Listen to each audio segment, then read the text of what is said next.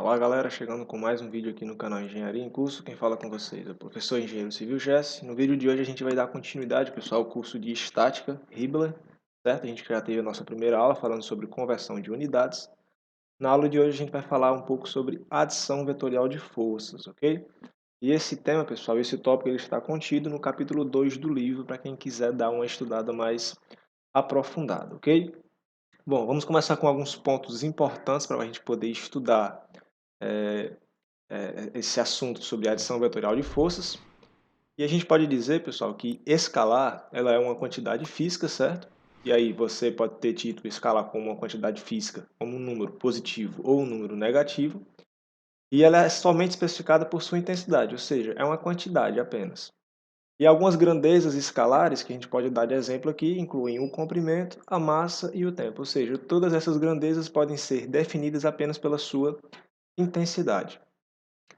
Já um vetor, pessoal, ela é uma quantidade que possui intensidade, assim como a grandeza escalar, só que adicionalmente ela também vai possuir aí direção e sentido, ok? E ela vai precisar tanto de direção quanto de sentido para poder ser identificada como um todo.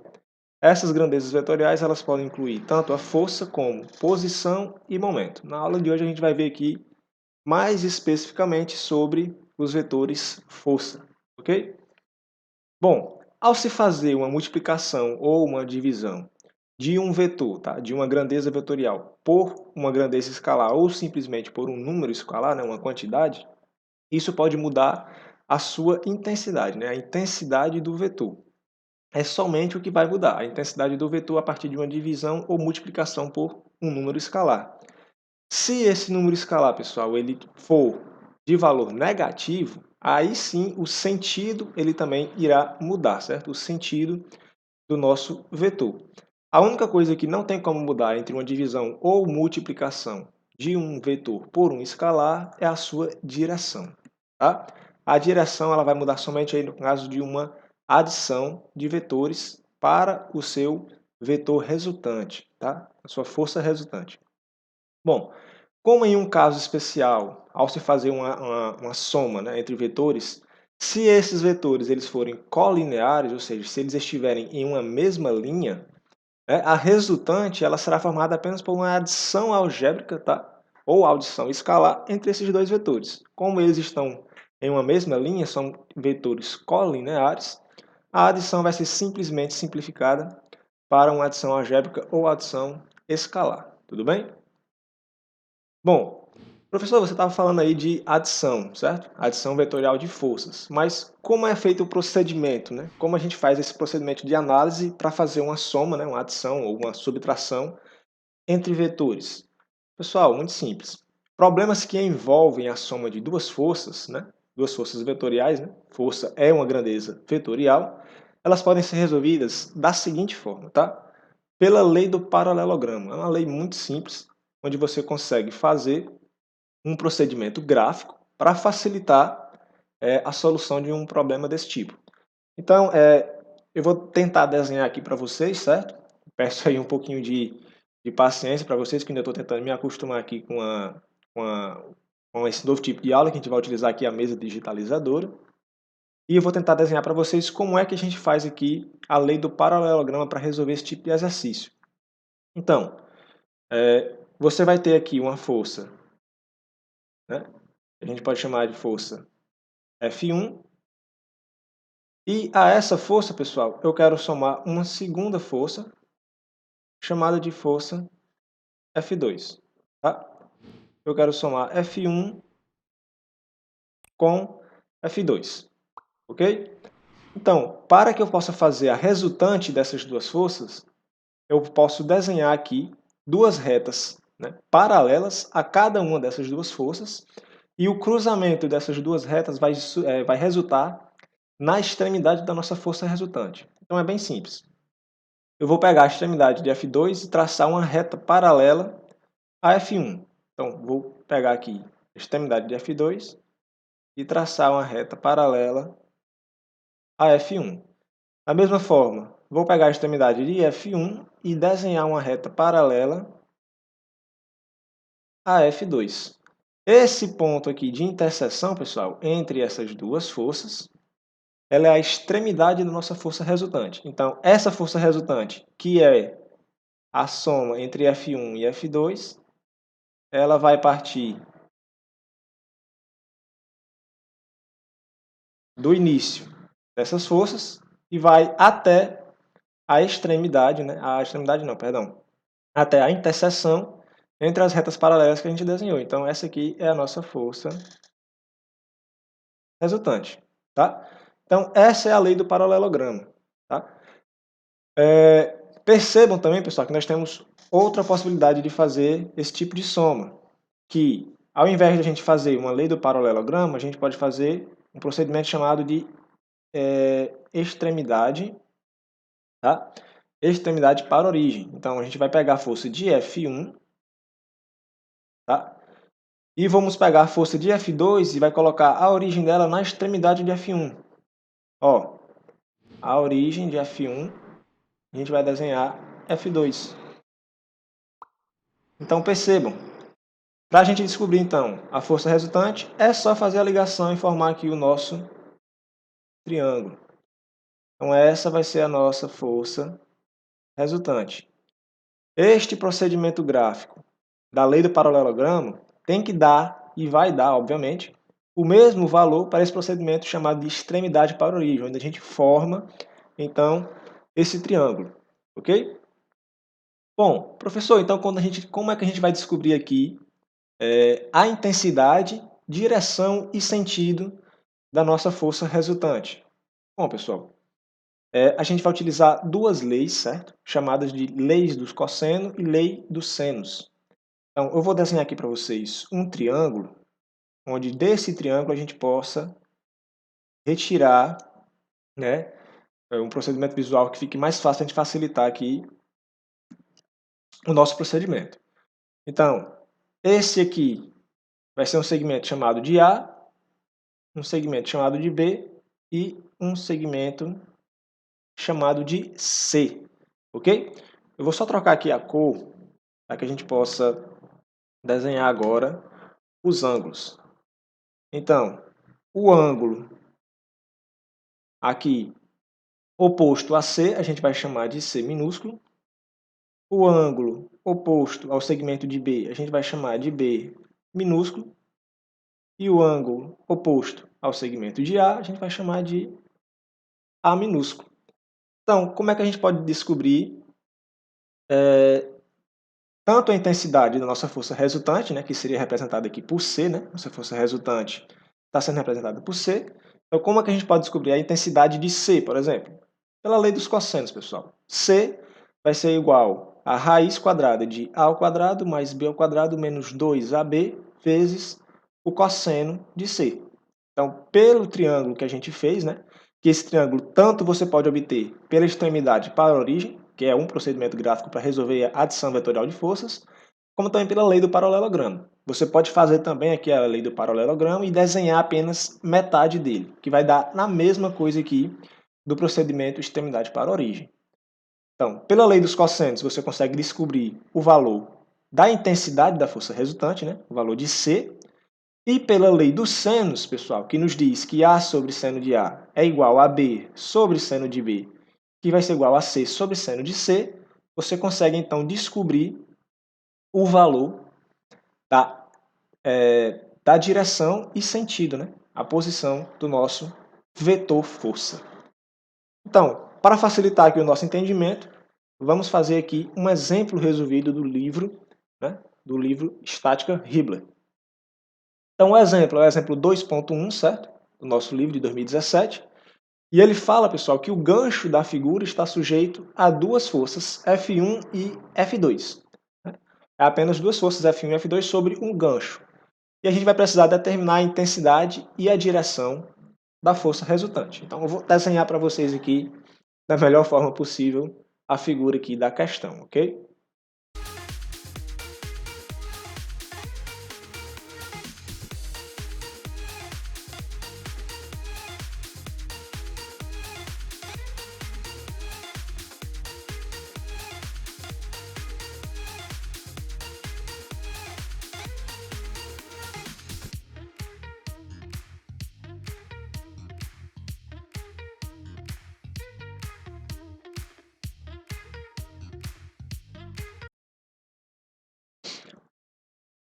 Bom, pessoal, então eu fiz aqui para vocês o desenho da figura, certo?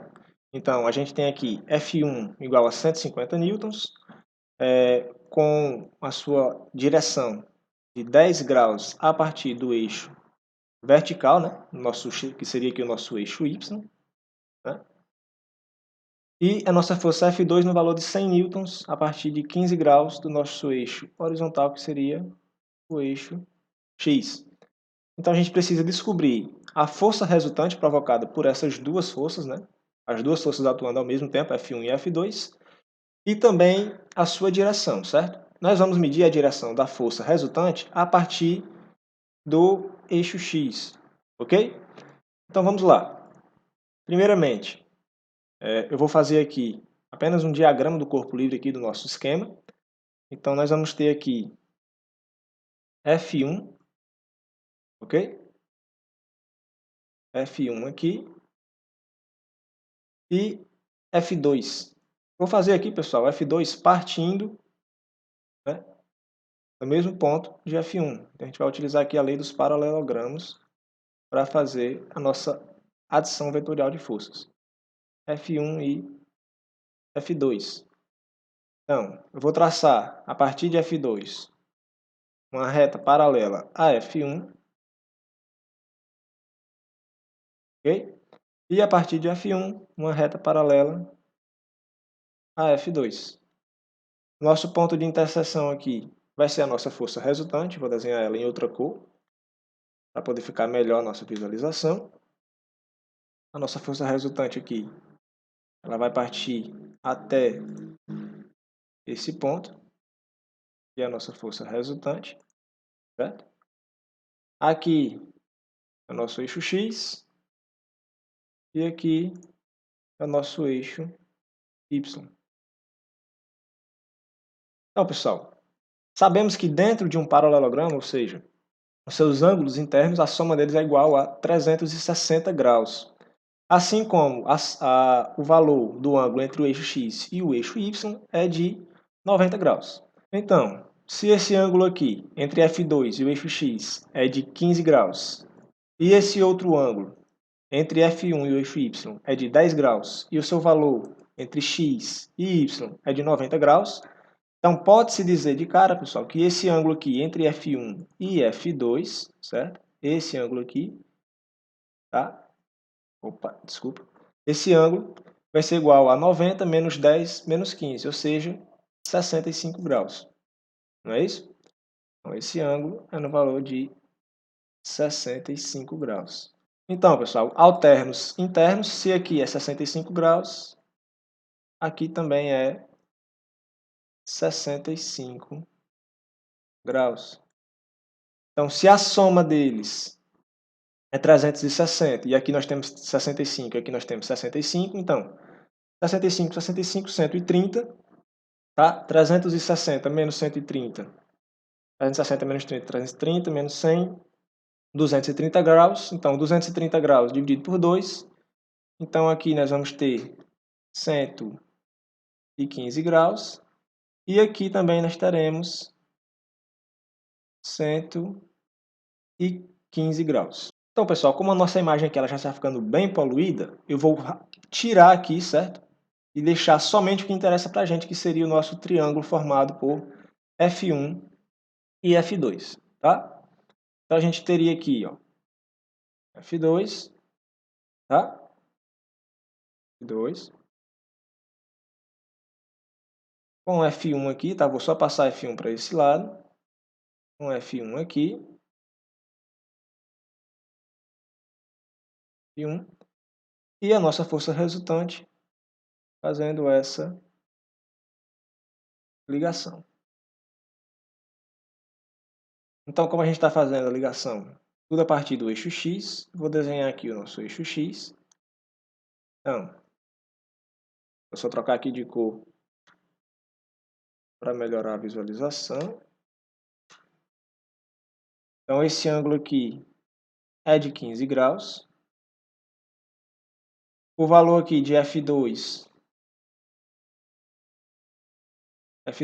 é igual a 100 newtons. e o valor de F1 vai ser igual a 150 newtons. Bom, então a gente precisa encontrar o valor desse ângulo aqui, que eu vou chamar de θ, tá? E a gente precisa encontrar também o valor de FR, ou seja, a gente precisa encontrar a intensidade de FR e a sua direção e sentido a partir do nosso eixo X. Então, pessoal, como é que a gente encontra aqui a intensidade, né? A intensidade da nossa força resultante? A intensidade da força resultante é a partir da lei dos cossenos. Então, a nossa força resultante será dada pela raiz de A ao quadrado mais B ao quadrado menos 2AB vezes o cosseno de C. Então, A ao quadrado, B ao quadrado, né? Então, a gente vai ter aqui 100 ao quadrado mais 150 ao quadrado menos 2 vezes 100 vezes 150 vezes o cosseno de C. C, pessoal, é o ângulo oposto à nossa força resultante. Então, é esse ângulo aqui, certo? E esse ângulo a gente já descobriu aqui que é no valor de 115 graus. Então, cosseno de 115 graus. Só fechar aqui a nossa raiz. Nossa força resultante, ela vai ser igual a, só pegar aqui, 212,6 newtons. 212,6 newtons. Ok? Bom, nós já temos aqui a intensidade da nossa força. A gente precisa agora apenas da sua direção, né? Direção e sentido. Então, a partir da lei dos senos, que diz que A sobre seno de A é igual a B sobre seno de B, que é igual a C sobre seno de C, a gente consegue, então, encontrar o valor desse ângulo aqui, pessoal. Ó, esse ângulo aqui menor. Tá? A gente encontrando esse ângulo, a gente consegue fazer apenas a soma desse ângulo menor com o valor de 15 graus que a gente já tem. E aí a gente encontra o valor de θ. Tá? Eu vou chamar esse ângulo aqui de gama. Tá? Vou chamar qualquer letra aqui. Então, para poder a gente fazer esse cálculo, a gente pode fazer aqui, né, o seu valor oposto, né? Ó, o valor oposto seria o valor de F1. F1 é no valor de 150 newtons. Então, 150 sobre o seno de gama, tá? Chamei de gama, tem que ser igual a nossa força resultante. A gente já tem o valor dela, que é no valor de 212,6 newtons, sobre o nosso ângulo oposto a ela, que é de 115 graus. 212,6 sobre 115 graus. Então, pessoal, nosso seno de gama vai ser igual a 150 vezes 115 sobre 212,6. Então, só fazer esses cálculos e descobrir que gama vai ser igual a 39,8 graus. Então, para a gente descobrir o valor de θ, que é a direção da nossa força resultante, é só fazer 39,8 mais 15 graus. Então, θ vai ser igual a 54,8 graus. Ok? Então, a gente tem aqui a direção da nossa força resultante e também o valor da sua intensidade. Bom, pessoal, essa foi a aula de hoje. Espero que tenham gostado. Se gostaram do vídeo, se inscreve no canal, dá um like e é isso aí. Forte abraço, até a próxima aula.